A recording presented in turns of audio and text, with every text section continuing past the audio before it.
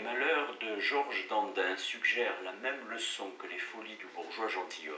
Sans doute l'aristocratie n'est-elle pas toujours avantageusement représentée dans ses pièces. Les Sautanville, pas plus que le Dorante du bourgeois, ne sont des modèles sympathiques. Mais là n'est pas la question.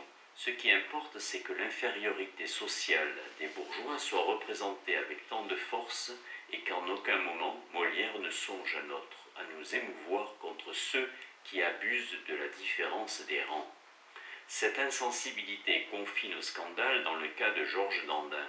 L'infortune conjugale d'un roturier marié à une demoiselle noble et éclipsé par un jeune courtisan y est représentée comme une chose naturelle, éminemment divertissante. On peut trouver le fait déplorable et immoral, mais Molière ne s'est visiblement pas intéressé à cet aspect de la question. Il ne faut pas oublier que la bourgeoisie au XVIIe siècle jouissait encore d'un bien faible prestige dans la société. Les choses s'égalisent davantage au siècle suivant. Mais le bourgeois, sous Louis XIV, c'est surtout pour l'opinion le drapier, le petit Robin, le boutiquier, et on n'en parle guère qu'avec dédain dans la bonne société. Il serait inconcevable que Molière, qui s'adressait si souvent à l'auditoire de Versailles, ait songé à lui prêcher la philosophie de la place Maubert. Le ton et l'esprit bourgeois passaient pour désastreux chez un auteur. D'autres que Molière en ont subi le reproche, Boileau par exemple, et non sans raison, car il a vraiment introduit, en essayant de les rendre imposants, l'esprit et les maximes morales de la bourgeoisie dans la grande littérature. Aussi essuya-t-il pendant 20 ans les sarcasmes et les rappels humiliants des beaux esprits du monde.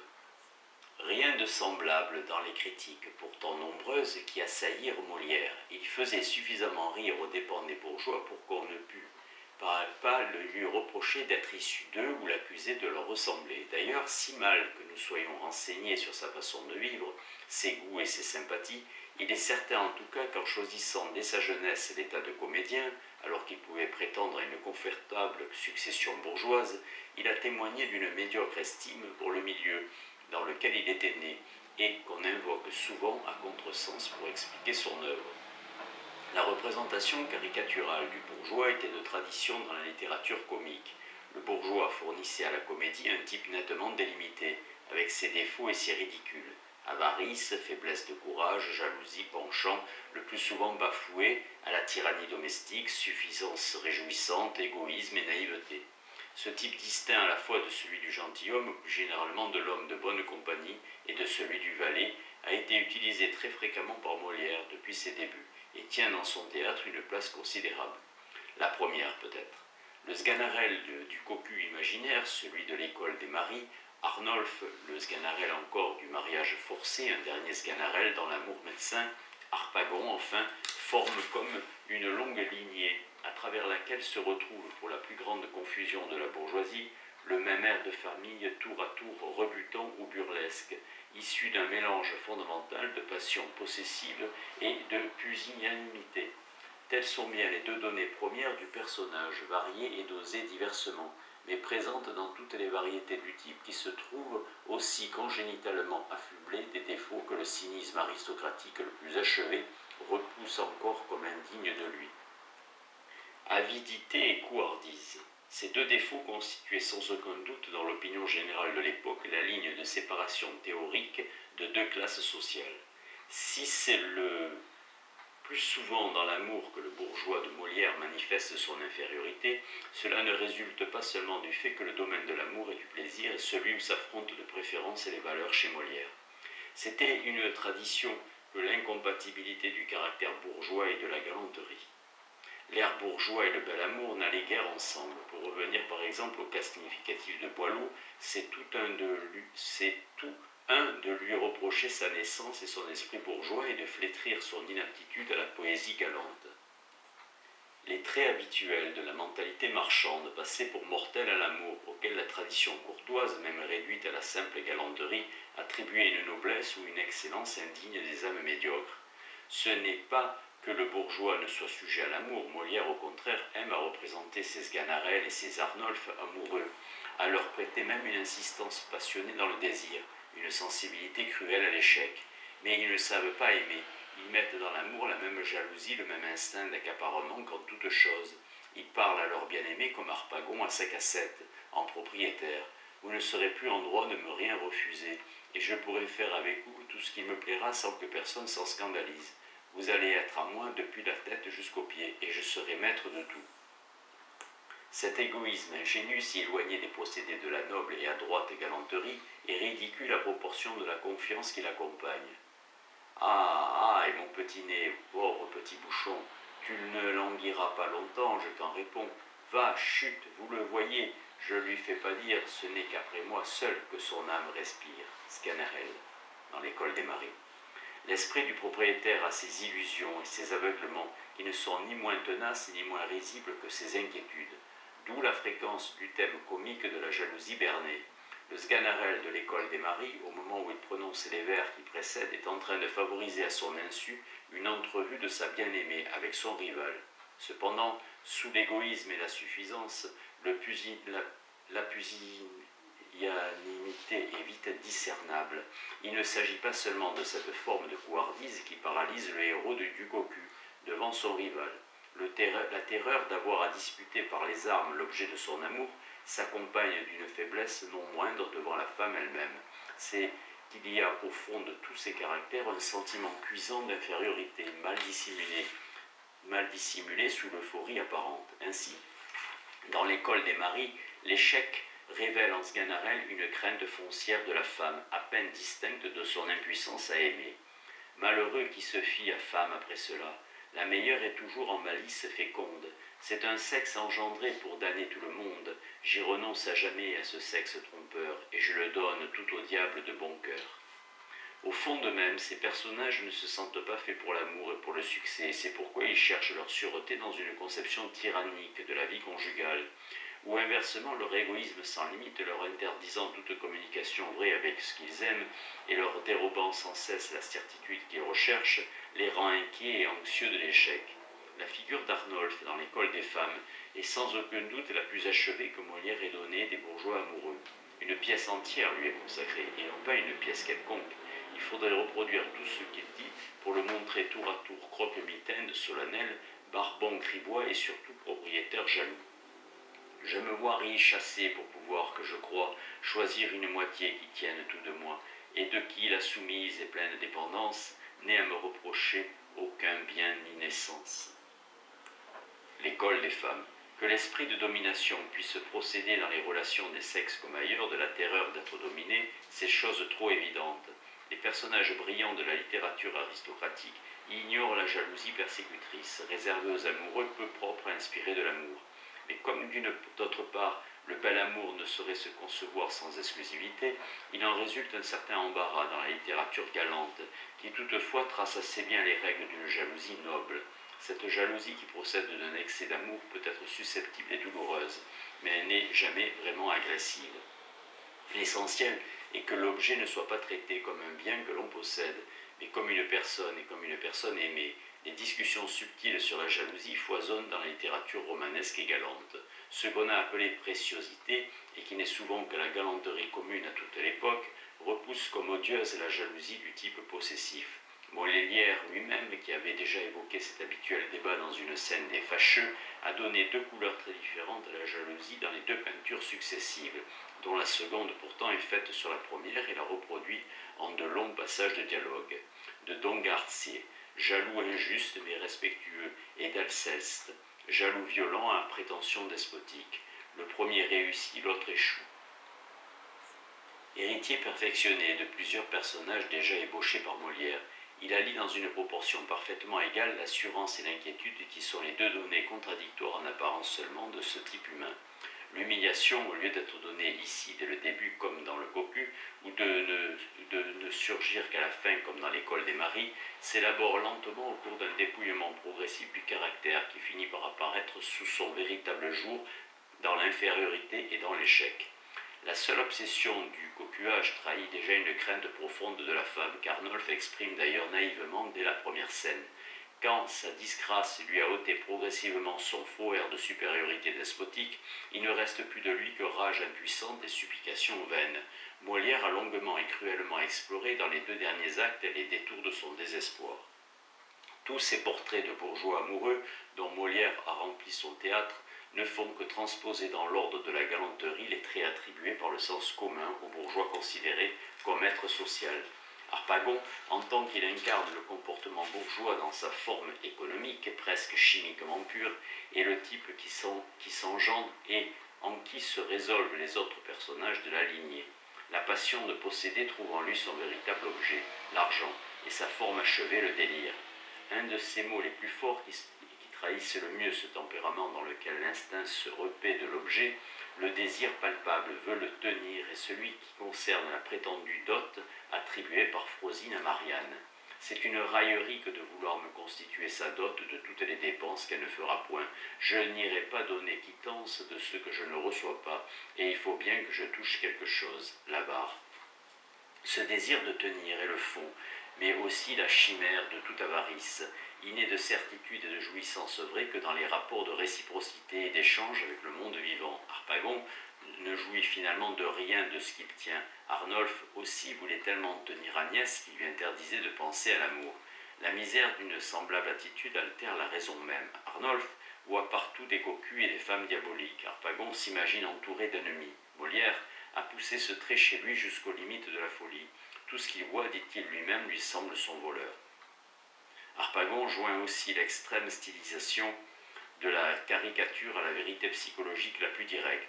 Molière a donné en lui la formule abstraite d'une mentalité réelle qu'on peut nommer bourgeoise en désignant par ce mot, d'accord avec tout le XVIIe siècle, une forme d'existence morale inférieure, impuissante à réaliser le beau caractère humain. Le théâtre de Molière, aussi considéré du dehors, dans la répartition immédiatement apparente de ses valeurs, dans la façon dont il distribue dès l'abord pour l'esprit et pour les yeux, l'attrayant et le morne, le brillant et le médiocre. Loin de plaider en faveur du bourgeois, fait donc résider tout prestige dans des formes de vie et de sentiments propres à la société noble. En cela, Molière n'a pas fait œuvre systématique. Il a simplement représenté les bourgeois et les gentilshommes ainsi que les concevait le sens commun, dominé comme toujours par les habitudes de pensée de la classe sociale la plus haute. Et c'est justement en cela que son œuvre est significative. Elle témoigne d'un certain état des idées reçues. D'ailleurs, les idées reçues elles-mêmes n'excluaient pas toute critique du caractère aristocratique. Le bon ton condamnait certains ridicules nobles que Molière a librement dépeints chez les Aubereaux ou les dames de province. Les Sautanville, pour Saugnac, Madame d'Escarbagnas faisait rire à Paris et à Versailles, où la satire même des courtisans ridicules n'offusquait pas. Les ennemis de Molière ont essayé sans cesse d'intéresser la susceptibilité des courtisans aux peintures que Molière a faites des marquis. Mais il confesse avec amertume que les victimes de Molière semblent se plaire à ces attaques, et en tout cas ils ne sont jamais parvenus, sauf un incident unique, tout personnel, et d'ailleurs des plus mal attestés, à dresser contre Molière les personnes en vue de la cour. C'est que Molière s'en prend aux marquis au nom des principes mêmes de l'honnêteté tels que la cour la conçoit. En les ridiculisant, il n'atteint pas leur classe. Au contraire, le témoignage du parterre qu'il invoque contre leur mauvais goût dans la critique ne met pas en cause le prestige de la cour. C'est pour le mieux assurer que Dorante, courtisan, honnête homme et porte-parole de Molière, dénonce une douzaine de messieurs qui déshonorent les gens de cour par leur manière extravagante et font croire parmi le peuple que nous nous ressemblons tous. Critique de l'école des femmes. Un homme de qualité n'est pas forcément honnête homme, et le peuple en est quelquefois bon juge. On ne voit nulle part qu'un semblable axiome est passé pour subversif sous Louis XIV, ni qu'il obligeait à celui qui l'émettait de renoncer aux idées du sens commun sur les catégories du noble et du bourgeois et sur leurs valeurs respectives. Le théâtre agit comme un spectacle, et c'est par l'intermédiaire d'une mise en œuvre spectaculaire qu'il peut exercer une action morale et suggérer telle ou telle conduite. Les maximes de Molière pourront ainsi se trouver quelque peu éclairées par les considérations qui précèdent. Nous y sommes volontairement tenus sur le plan du spectacle, qui est celui des différentes valeurs d'éclat ou de prestige immédiatement perceptibles. Si l'on veut entrer dans la discussion morale proprement dite et définir non plus la poésie de Molière, mais sa sagesse, on y trouvera se composer de vertus solides et adroites où s'exprime finalement l'équilibre de la civilisation courtisane. D'ailleurs, cette sagesse née à la cour se donne en modèle dans la société honnête tout entière. La cour n'est que le centre et le raccourci du monde monarchique. L'influence des cours dans l'histoire morale de la noblesse ne date pas de la période absolutiste. L'esprit courtois leur doit son nom et sa naissance. C'est dans l'entourage des cours que s'est développée la grande tentative médiévale d'associer la religion de l'amour à l'héroïsme, le cœur à la vertu. Et il est hors de doute que cette orientation de la mentalité noble selon les chemins du cœur se ressent des tentations déjà sensibles que la vie brillante des cours offre aux barons féodaux. Le souvenir de la chevalerie amoureuse est bien resté lié à des idées de tendresse et de faste, à une magie magnificente, à l'émerveillement. Au XVIIe siècle, comme au XIIe, il n'est pas de roman d'inspiration chevaleresque dont les péripéties ne soient rapportées à la vie de quelques cours particulièrement prestigieuses. Mais le compromis que représente l'esprit courtois entre l'héroïsme et le plaisir ne devait pas résister indéfiniment aux circonstances. Le progrès des richesses et de la grandeur royale au cours des siècles monarchiques, les appâts toujours plus puissants de la vie de cour ont fini par le rendre fragile. La monarchie a encouragé, aux dépens des traditions de la chevalerie courtoise, une philosophie facile dont l'agrément devenait le centre. C'est dans quoi l'ancienne monarchie diffère le plus profondément des dictatures modernes, nées d'une régression vers la misère. L'architecture, les arts, la peinture de ce temps-là traduisent un idéal d'épanouissement d'autant plus librement exprimé qui ne se concevait que pour une minorité. Les dictatures modernes, issues d'un resserrement relatif et non d'un élargissement du bien-être général, et plus inquiètes des mouvements de la masse, font de nécessité vertu, affectent le genre spartiate, condamnent régressivement le plaisir, et ne connaissent d'autre magnificence que la magnificence guerrière, miroir de toute misère. Cependant, la contradiction des tendances contraignantes et des tendances à l'intérieur de la monarchie devait lui être fatale. Les amis du luxe et du progrès finirent par devenir les ennemis du respect. D'une façon générale, le XVIIe siècle enregistre dans l'esprit aristocratique un progrès sensible de la philosophie du plaisir qui se donne pour la philosophie du monde et des temps nouveaux. Non seulement les honnêtes gens rompent des lances contre l'antique sévérité, qui n'est plus évoquée que sous sa forme bourgeoise, toujours ridicule, mais les conquêtes même de la morale courtoise apparaissent comme les fruits d'un idéalisme désuet. Molière ne s'en prend pas seulement aux parents ou aux barbons tyranniques, mais aux précieuses. Ici s'ouvre un débat difficile. Les rapports vrais de Molière avec la préciosité ont été singulièrement obscurcis par le fait qu'on s'est le plus souvent borné pour les décrire à consulter les deux pièces qu'il a entièrement consacrées à ce sujet, à savoir les précieuses ridicules et les femmes savantes, et qui, isolées du reste de son œuvre, montrent seulement dans Molière le champion du bon sens contre les chimères de la littérature romanesque. Réagissant contre cette interprétation hâtive, certains ont voulu au contraire que Molière fût tout entier un écrivain précieux. Ce qui rend toute cette discussion si confuse, c'est l'absence d'une définition claire de cette préciosité dont il s'agit de savoir si Molière l'a combattue ou s'il l'a défendue. Partisans de l'une ou de l'autre thèse rangent en effet sous le nom de préciosité les choses les plus différentes.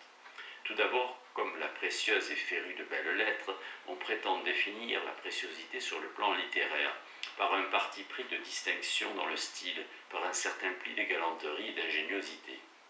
Mais ce sont là des attributs communs à toute la poésie du temps. Si la préciosité se définit par là, tout le siècle est précieux, et il faut être aveugle pour vouloir que Molière ne le soit pas. Il suffit de le lire pour voir que dans les endroits poétiques, il a le style de son temps. Toute son époque blâmait sans doute avec lui une certaine affectation excessive et ridicule de bel esprit. Mais c'est une pure légende que celle d'une secte spéciale qui aurait fait de cette affectation sa loi propre. On appelait précieuses, dit avec raison Victor Cousin, toutes les femmes qui avaient un peu de culture et d'agrément. Le grand dictionnaire des précieuses de Saumaise 1661 ou le cercle des femmes savantes de la Forge 1663 sont comme des catalogues où figurent toutes les dames de la société mondaine, de même que la liste de ceux qu'on appelle des poètes ou des écrivains précieux contiendrait à peu près tous les auteurs du temps. Il ressort de tout cela que la préciosité n'est en littérature ni partie constituée ni une doctrine particulière. C'est le goût du monde cultivé, amateur de galanterie, de bel esprit. La préciosité ridicule, une fois écartées les invraisemblances et les exagérations inséparables de toute caricature, n'apparaît plus que comme un ensemble de travers universellement condamnés, et dont chacun refuse d'autant plus de se reconnaître coupable qu'ils ne font qu'exagérer des habitudes communes à tous, recherche de l'agréable et du brillant, du beau et de l'ingénieux. La préciosité ridicule se définit en outre par une surestimation de la littérature et de l'intellectualité en général, qui fausse les valeurs de la vie. Ceci est frappant dans le roman de la précieuse, de la baie de Pure, où abondent les définitions qui font de la précieuse une intelligence pure. Notamment, c'est un précis de l'esprit et un extrait de l'intelligence humaine. Mais nous quittons ici le domaine de la littérature pour celui de la morale, et le débat y devient plus clair. Là, il existe bien certaines positions particulièrement attribuées ordinairement aux précieuses, et qui constituent en quelque sorte leur philosophie propre. Ce sont ces positions qu'il conviendrait de discerner avant de se demander ce que Molière a pu en penser. La discussion morale qui s'engage au XVIIe siècle autour de la préciosité a pour objet principal l'amour, dont on se demande quelle est la définition véritable et quelle doit être la place dans la vie.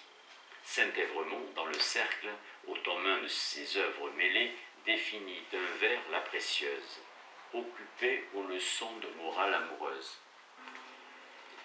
Même la manie d'intellectualité attribuée aux précieuses résulte d'une certaine attitude à l'égard de l'instinct amoureux. C'est pour épurer cet instinct qu'on en appelle à la sublimité des pensées. Cela ressort à peine moins évidemment des précieuses ridicules que des femmes savantes dont toute la première scène, avec le parallèle établi par Armande entre les joies du mariage et celle de la philosophie, est suffisamment significative.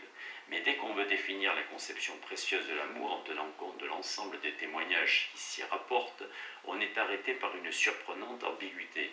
On s'aperçoit que les contemporains ont reproché aux précieuses tantôt de vouloir bannir l'amour et tantôt de lui faire trop de place. Ainsi, dans une mascarade contemporaine des précieuses de Molière, la déroute des précieuses, on dit notamment « Précieuses, vous Maxime, renverse tous nos plaisirs, vous faites passer pour crime nos plus innocents désirs. » Ou encore « Dieu, qu'une précieuse est un sot animal, que les auteurs ont eu de mal, tandis que ces vieilles pucelles ont régenté dans les ruelles.